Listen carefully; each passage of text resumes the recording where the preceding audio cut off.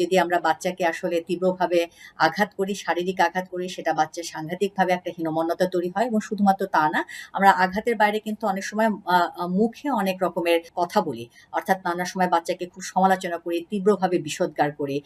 তো এটার হলো বেশ রকমের নেতিবাচক কিছু consequence আছে। যেমন প্রথমত হলো বাচ্চা কিন্তু আপনি যেই বকাগুলা দিচ্ছেন বা আপনি তার সাথে সমালোচনার যে ভাষাগুলো, সেটা কিন্তু বাচ্চা শিখে যায়। কারণ বাচ্চার কাছে বাবা-মা কিন্তু একটা রোল মডেল হিসেবে কাজ করে।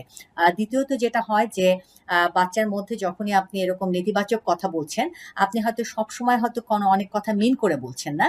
কিন্তু যেহেতু বাচ্চা অনেক ছোট থাকে, বাচ্চা কিন্তু এর ভেতরে যে আসলে একটা মানে অন্য মিনিং থাকে। অর্থাৎ আপনি বাচ্চাকে হয়তোবা বলছেন যে, "তুমি তোমার জন্য আমার জীবনটা শেষ হয়ে গেল।"